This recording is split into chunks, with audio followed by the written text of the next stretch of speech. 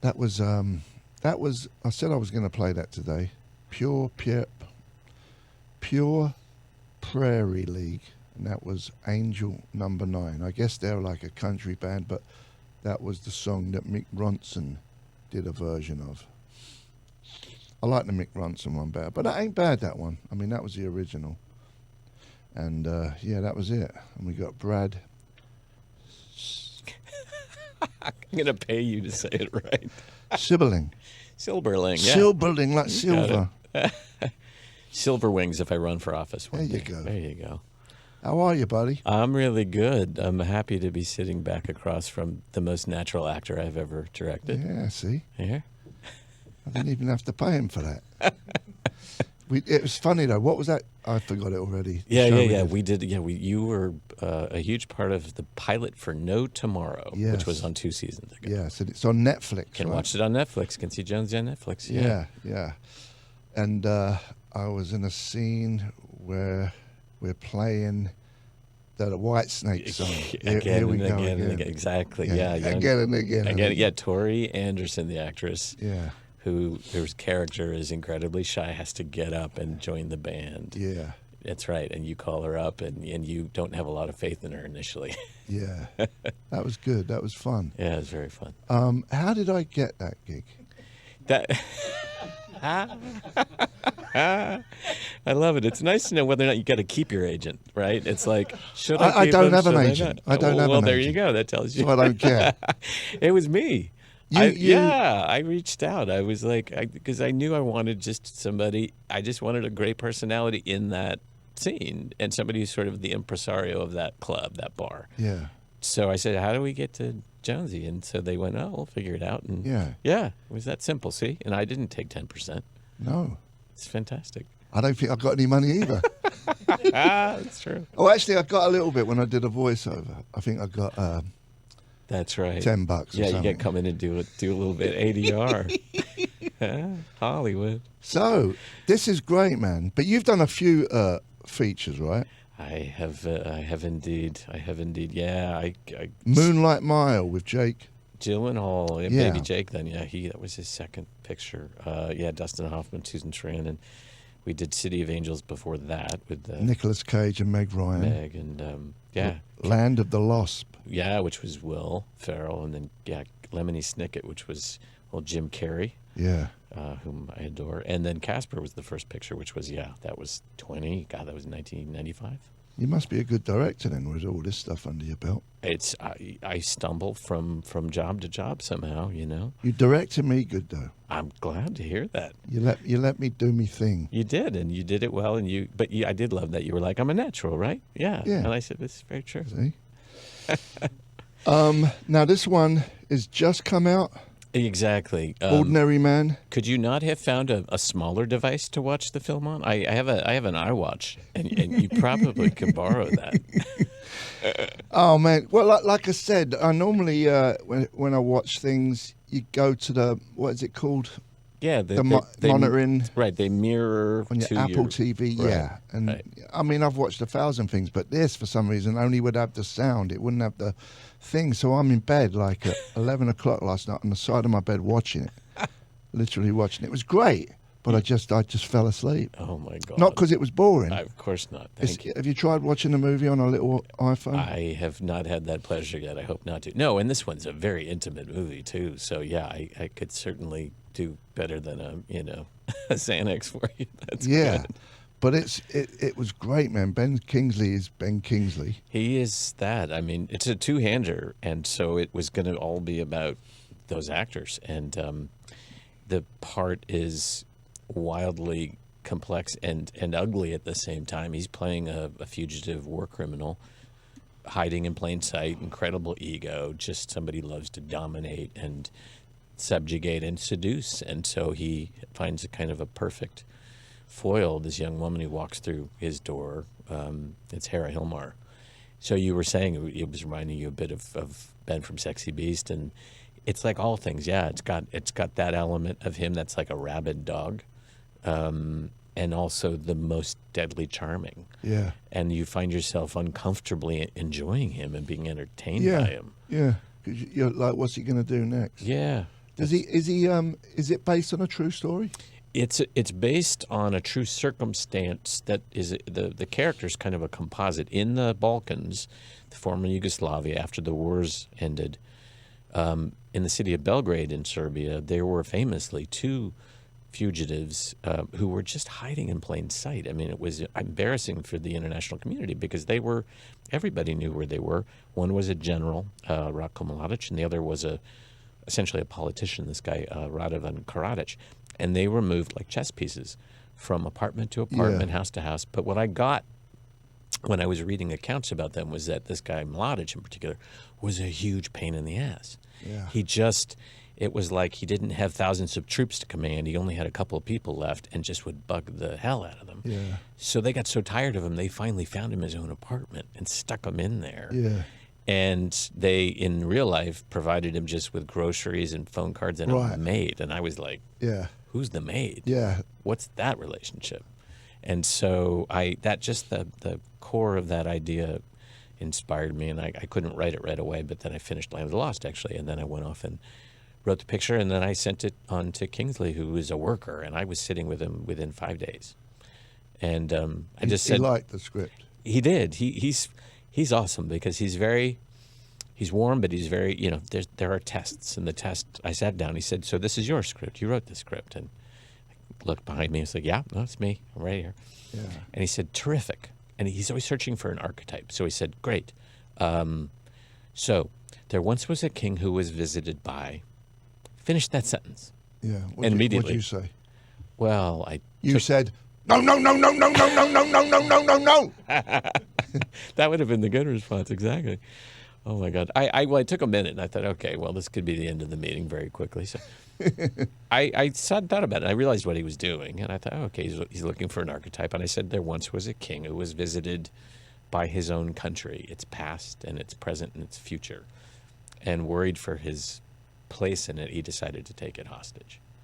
And he liked that. He looked at me. It was great. He looked at me and smiled and said, thank you. I have everything I need. And he was being a little bit coy, but it was that. He likes to just have a story foundation to build on. But he was great. My question for him was, can you play this character without judging him? Because otherwise he can't be played in half measure. Yeah. And he was like, oh, that's why we're sitting down. Yeah. So... And you shot it all in Serbia? Yeah. Which I didn't initially think I could do. I didn't know if politically it was too sensitive. Yeah. And none other than their minister of culture read the script. And it was a little bit like West Germany after the war, after World War II. He said, no, this is exactly what we should be doing. We just need to shine some light in the darker corners. But I'll tell you, as we shot the movie, and it was very safe, very comfortable, incredible people there. But it's still a country divided. I mean, our character, even though he's hiding and moving about, considers himself a hero, still believes he has a huge following, and it's the truth. There's two sides. Big nationalist movement there. And so some on the crew thought they were making a film about a hero, and some on the crew thought they were making a film about a demon who they were going to watch be put in hell by the end of the movie. Yeah. So you use a lot of the crew over there. Yeah, and the movie was done very reasonably. I mean, it was a much smaller budget, and so I brought my DP and I brought my assistant director. Other than that, it was all, and a lot of language barriers. You ask for a cutting knife and they hand you a microwave oven. That happens. Yeah, that stuff. But it was great. But like I was talking about, in 2008, we toured over in a lot of Europe at festivals, and we toured there, and all I can remember, like, just big holes in the hotels, just from bomb, Right, and you're walking along, and I was in Sarajevo before I was ever in Belgrade, which is in Bosnia, and that was my first exposure to the region, and it's uncanny. It's just bullet holes everywhere, scars, and yet everybody's happy and incredible outlook, and that's what struck me about the region. And they have been rebuilding, but they need more money, and so that's why they're all trying to get into the EU and rebuild. And do they use euros over there? Is it euros? They don't, because they would like to. They're desperate to get in the EU to use those euros. So no, they still have Serbia. They have dinars, which Dinars? is Dinars, dinars, and then there's a different currency in Bosnia. There's a different currency. Oh, man. So it's a bit of spaghetti over there. Yeah. But great experience, and Kingsley lived like the character. We stayed in this really great old former communist hotel, and he never left his suite. He'd get down the car in the morning. We were a little bit of a lower budget, so no big fancy trailers. He'd sit in the back of his car, and then we'd shoot. He'd sit in the car, and then finally go home. And I caught on. I said, you're giving yourself this man's experience. And anyway, yeah. How long was you? How long did it take to shoot it all out there? Pretty quick. We shot in 25 days. I mean, by comparison, a longer movie with lots of visual effects. Lemony Snicket, we shot 145 days, which is 7 months, which is just like being a miner. You go in and you make film every day. Yeah. So it was relatively quick, and I was there maybe another month before that to prepare. And when you got back and put it all together, Yeah. how long did that take you?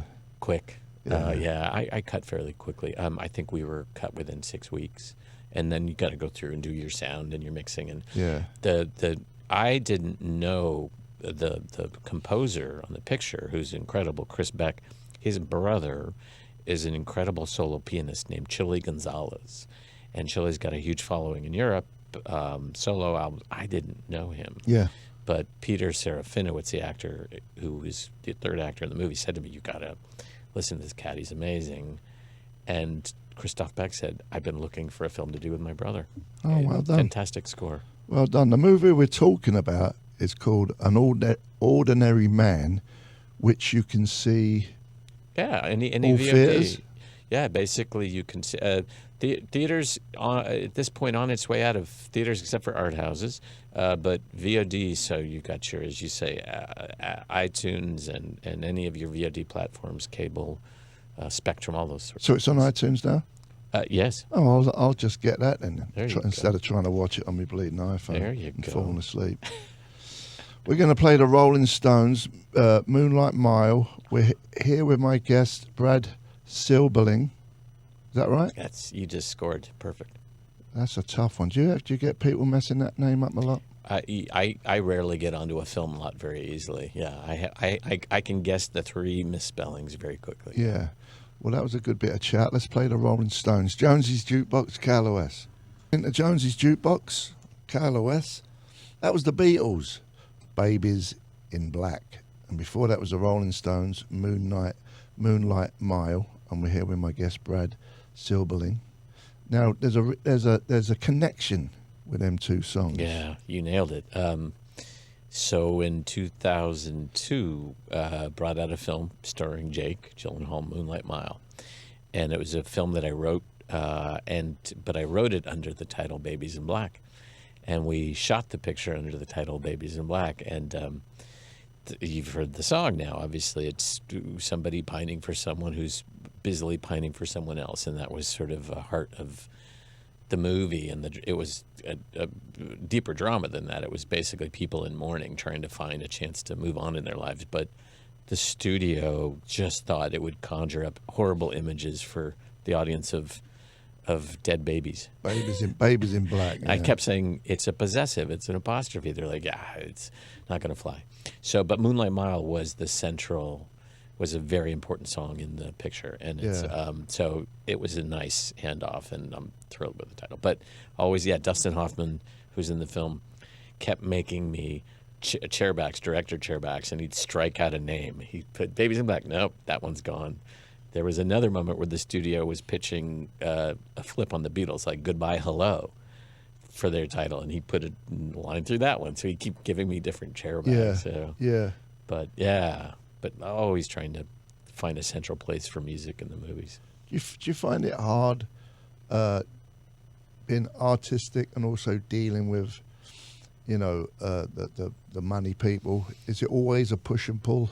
Yeah, it is. But I actually kind of find it. I don't know if it's just gamesmanship, but I often wish it wasn't the case. But I'm pretty savvy at it because I think in the end, you you're there for a reason, which is they don't know how to do what you do, and they want you to do what you do well and make them a lot of money. Right. And whenever they often have concerns or notes, it may just be fear. They're just scared that they're going to lose their jobs or that they're going to lose money.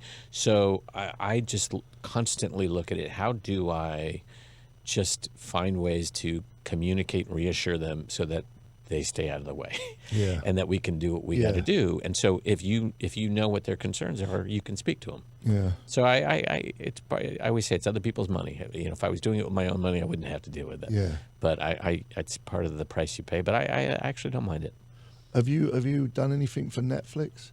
I have not. I did a pilot for Amazon a couple of years ago, which was a great experience. I mean, what's interesting, they're dealing in such volume now, Netflix too, that they want filmmakers to come in who they can kind of just essentially cut a check to and say, please go do something original that isn't like we'd see on network television, and go do it. So I found with Amazon, it was a great creative process, very little interference. But I haven't done anything with Netflix yet. Yeah. But I'm sure that's the same with them. They have so much bread and they just want content, right? They got to put stuff up there. You realize that we are part of just them selling a new subscription or selling a new toaster if it's Amazon.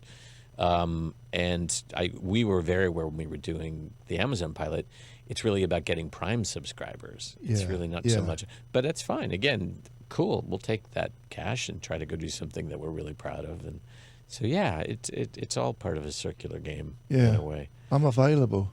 Netflix.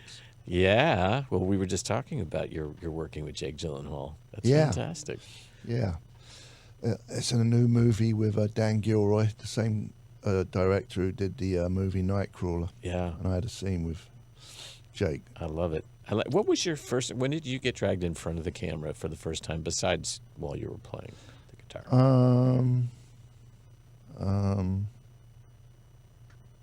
I guess the Rock and Roll Swindle, Sex Pistol. Yeah. Although I think there is a couple of things before that. That I just happened to be in the line of a camera. Right. Down Portobello Road. Oh, how funny. And it was in this gangster movie. Funny enough, a buddy of mine just posted it. I'll show it to you. Yeah. It's hilarious. I look like I'm 12 years old.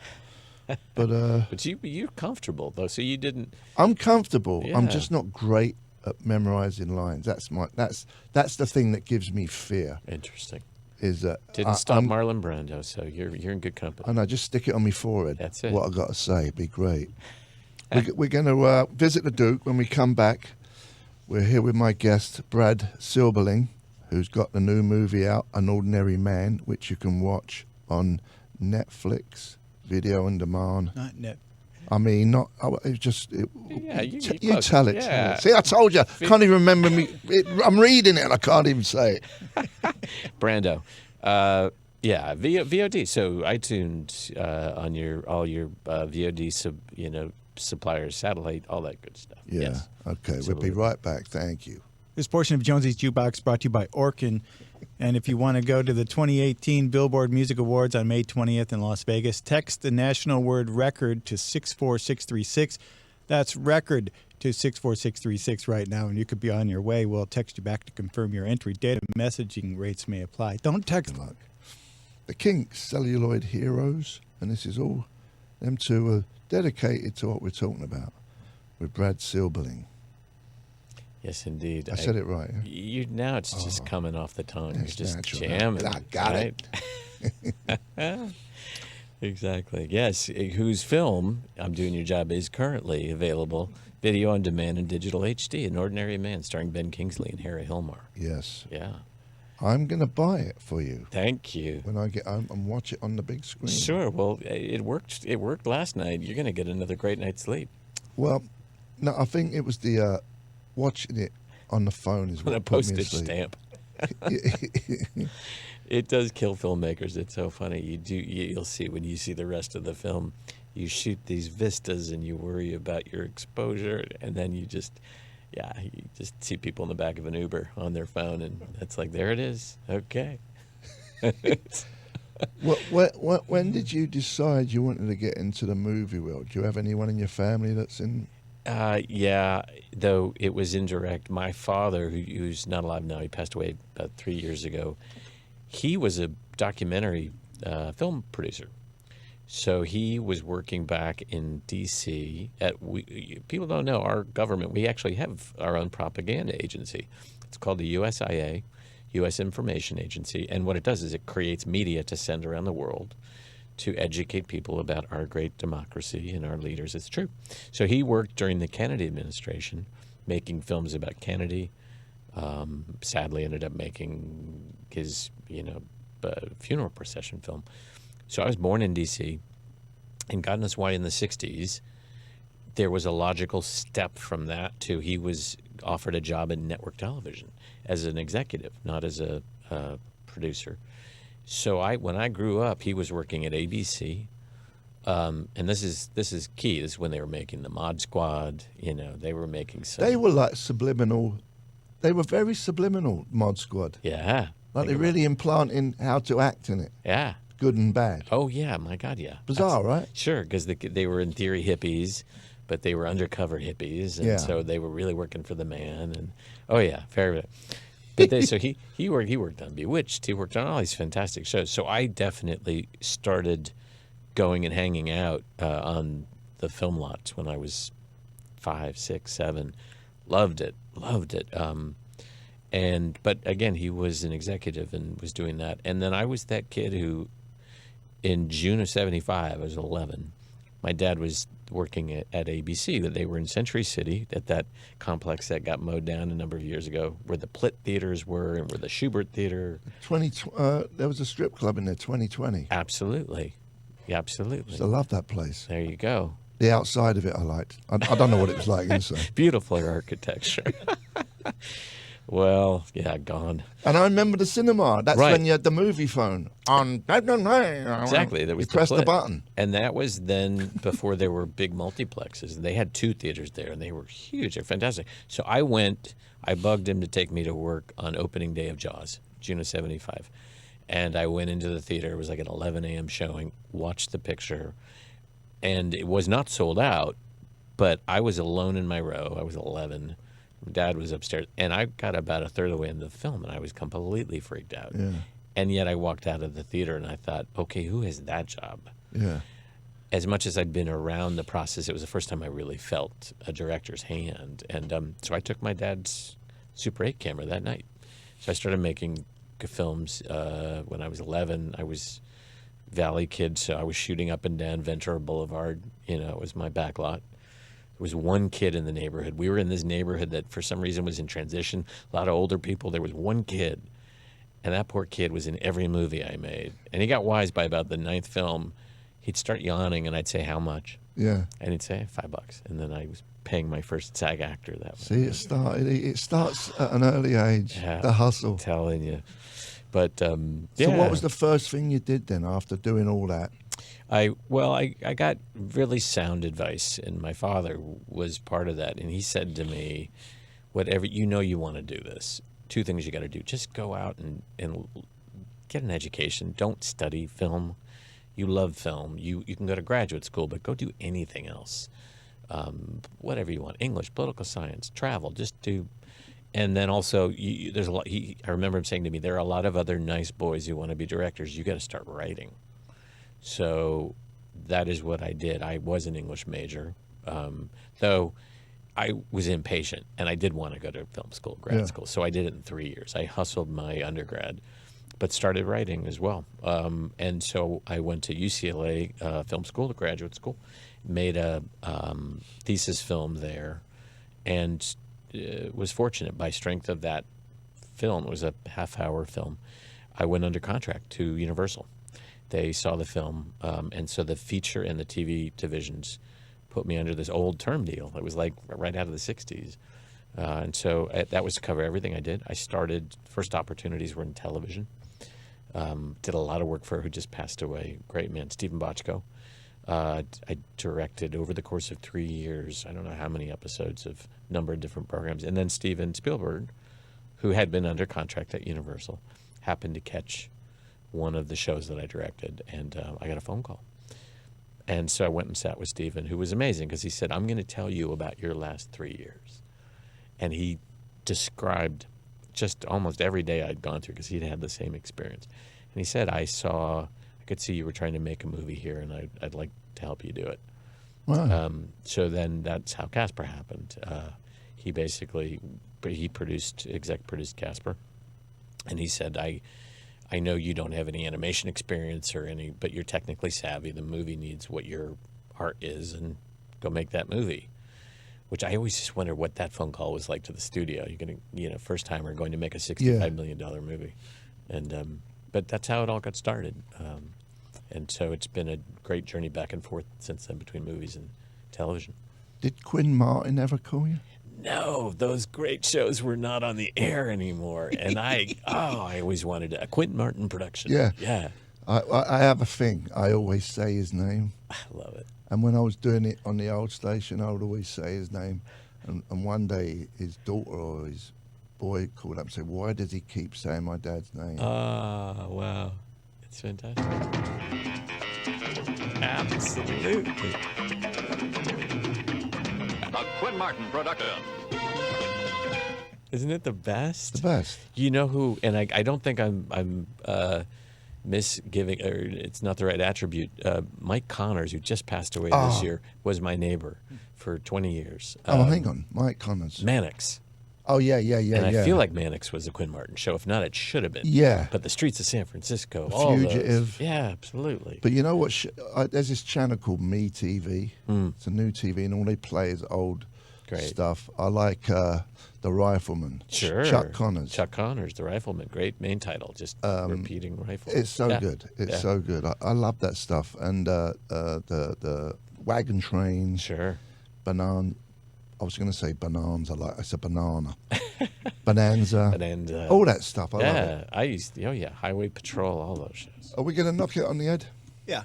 You got some info, Shovel? Mm-hmm. This portion of Jonesy Jukebox brought to you by Berkner Rajovsky.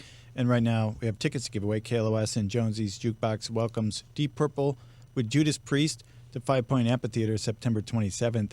And there's an exclusive KLOS pre-sale happening right now. The password is KLOS. And we'll take caller 25 right now for a pair of tickets at 800-955-KLOS, furnished by Live Nation. Brad Silberling, thanks for coming by, buddy. It was a blast. Great to see you. Go on, give it one more go. Okay, exactly. I love hyping my stuff. Here we go. Yeah, The Picture is an Ordinary Man, and it is starring this neophyte named Ben Kingsley and Harry Hilmar, and it is currently available on video on demand and digital HD. I do hope everyone gets to see it. Steve swears by it. Again, put him to sleep, and I hopefully won't do that for you. I don't think so. Well, you never know. Gary Moore's up next. I'll be back tomorrow at 12 bells, and have a good rest of your day. Thank you.